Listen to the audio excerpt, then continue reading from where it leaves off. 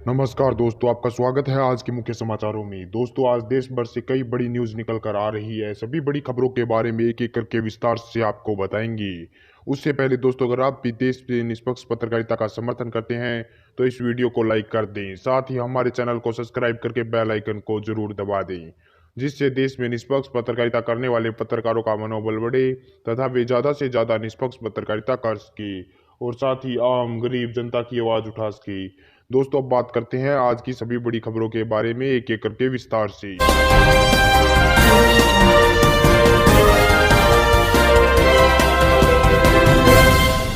तो भारत चीन सीमा विवाद पर अमेरिका से मोदी को बड़ा झटका। डोनाल्ड ट्रंप ने दिया चीन का साथ। यहाँ दोस्तों आपको बता दें कि प्रधानमंत्री नरेंद्र मोदी को एक बार फिर से चीन सीमा विवाद पर राष्ट्रपति डोनाल्ड ट्रंप ने बड़ा झटका दिया है। जहां दोस्तों आपको बता दें कि राष्ट्रपति डोनाल्ड ट्रंप ने चीन और भारत की लद्दाख सीमा विवाद पर मध्यस्थता की पेशकश की है। वहीं राष्ट्रपति डोनाल्ड ट्रंप ने कहा कि भारत और चीन चाहें तो वह जारी सीमा विवाद को सुलझाने में मदद करेंगे। आगे राष्ट्रपति डोनाल्ड ट्रंप ने कहा कि भारत चीन चाहें तो वह मध्यस्थता को तैयार भी हैं और सक्षम भी हैं, वह मध्यस्थता करा सकते हैं। वहीं आपको बता दें कि इससे पहले भी कश्मीर पर पाकिस्तान के साथ भारत की मध्यस्थता कराने की पेशकश की थी डोनाल्ड ट्रंप ने, और यही बात अब डोनाल्ड ट्रंप ने फिर से दोहराई है और प्रधानमंत्री मोदी को बेवकूफ बनाया है। जी हां दोस्तों, आपको बता दें कि इससे पहले भी कयास लगाए जा रहे थे कि अगर चीन के साथ ज्यादा विवाद बढ़ता है, युद्ध जैसे हालात होते हैं, तो राष्ट्रपति डोनाल्ड ट्रंप और अमेरिका भारत का साथ देगा। लेकिन अब राष्ट्रपति डोनाल्ड ट्रंप पहले ही पीछे हट गए और मोदी को झटका दे दिया है और ठेंगा दिखा दिया है कि हम जो है चीन के साथ हैं। जबकि राष्ट्रपति डोनाल्ड ट्रंप और पूरा अमेरिका चीन को कह रहा है कि चीन ने ही पूरी दुनिया में कोरोना महामारी को फैलाया है और इस पर प्रतिबंध लगाएंगे। लेकिन अब जब भारत के साथ जो है मामला ज्यादा बढ़ा, सीमा विवाद ज्यादा बढ़ा, तो देखो राष्ट्रपति डोनाल्ड ट्रंप किस तरह से चीन के साथ हो गए और चीन के गुण गाने लगे। वहीं भारत को ठेंगा दिखा दिया, जबकि भारत लगातार बुरे वक्त में भी अमेरिका के साथ रहता है और हर संभव मदद करता है। तो ये काफी बड़ी खबर सामने निकल कर आ रही है कि मोदी को अमेरिका से बड़ा झटका लगा है चीन सीमा विवाद पर। इसी बीच बढ़ते दोस्तों अगली बड़ी खबर की ओर, तो प्रवासी मजदूरों को लेकर ममता बनर्जी का रेलवे पर बड़ा हमला। कहा प्रवासी मजदूरों से बंगाल में फैलाएगा कोरोना। जी हां दोस्तों, आपको बता दें कि पश्चिम बंगाल की मुख्यमंत्री ने एक बार फिर से श्रमिक स्पेशल ट्रेनों को लेकर पश्चिम बंगाल और केंद्र की मोदी सरकार के बीच एक बार फिर से विवाद को तेज कर दिया है। मुख्यमंत्री ममता बनर्जी ने श्रमिक स्पेशल ट्रेनों को लेकर रेल मंत्रालय पर निशाना साधा है। ममता ने कहा कि रेलवे प्रवासी कामगारों के लिए विशेष रेलगाड़ियां अपनी मर्जी और शर्तों पर चला रहा है। ममता ने कहा कि पश्चिम बंगाल अम्फान के बाद बड़ी आपदा का सामना कर रहा है और रेलवे रोजाना श्रमिक ट्रेनें भेज रहा है। इससे कोविड-19 के मामलों में इजाफा हो रहा है। उन्होंने कहा कि मैं नहीं जानती कि रेल मंत्रालय ऐसा क्यों कर रहा है। हम 2 लाख प्रवासी मजदूरों की जांच किस तरह से करेंगे? क्या केंद्र की मोदी सरकार हमारी मदद करेगी? वहीं आगे उन्होंने कहा कि केंद्र की मोदी सरकार जो है बंगाल में भी कोरोना महामारी फैलाना चाहती है श्रमिक स्पेशल ट्रेनें भेज कर। तो ये काफी बड़ा हमला बोला है रेल मंत्रालय और बीजेपी पर ममता बनर्जी ने।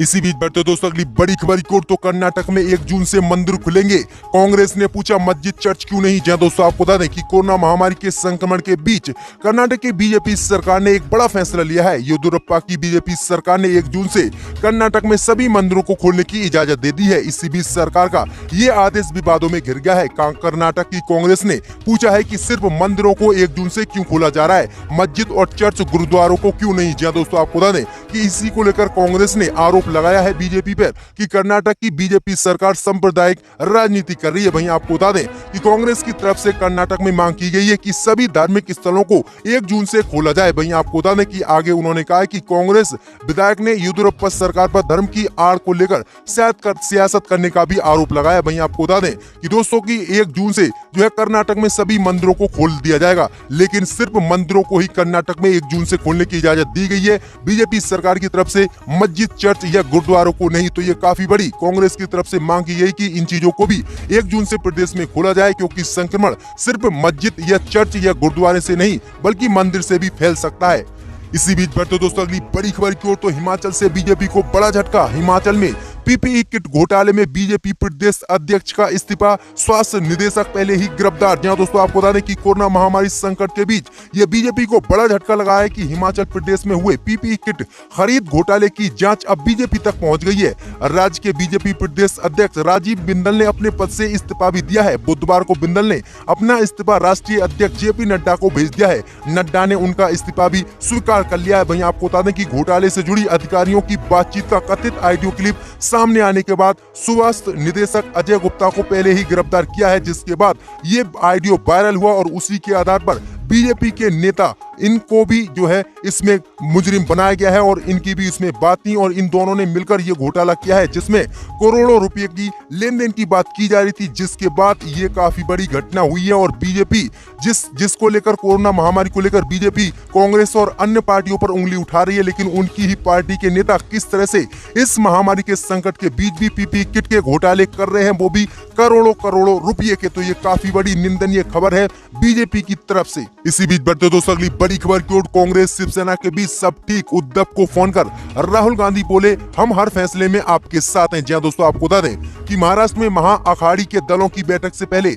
सीएम उद्धव ठाकरे और कांग्रेस के पूर्व उपाध्यक्ष राहुल गांधी के बीच बातचीत हुई है। बताया जा रहा है कि राहुल गांधी ने उद्धव ठाकरे से बातचीत करते हुए उन्हें ये आश्वस्त किया है कि कोरोना के संकट काल में सरकार के हर फैसले में कांग्रेस पार्टी दल के रूप में गठबंधन के साथ है। इससे पहले मंगलवार को ही राहुल गांधी ने ये कहा था कि महाराष्ट्र सरकार के किसी भी फैसले में कांग्रेस की कोई भूमिका नहीं है। जानकारी के मुताबिक बुधवार सुबह सीएम उद्धव ठाकरे ने राहुल गांधी से महाराष्ट्र के सियासी घटनाक्रम पर लंबी बातचीत की। इस दौरान राहुल ने उद्धव को कांग्रेस के साथ होने के प्रति आश्वस्त किया है और कहा कि हम आपके साथ हमेशा साथ रहेंगे और आपसे किसी भी तरह की कोई भी गठबंधन नहीं तोड़ेंगे। तो ये काफी बड़ी बैठक हुई है और फोन पर बात हुई है राहुल गांधी की। इसी बीच बढ़ते दोस्तों अगली बड़ी खबर की ओर, तो नरेंद्र मोदी के भारत को कोई आंख नहीं दिखा सकता, राहुल पर बीजेपी का पलटवार। जी हां दोस्तों, आपको बता दें कि लॉकडाउन को लेकर केंद्र की मोदी सरकार की राहुल गांधी ने तीखी आलोचना की थी। इसी को लेकर अब राहुल गांधी पर बीजेपी ने पलटवार किया है। केंद्रीय मंत्री और सीनियर बीजेपी लीडर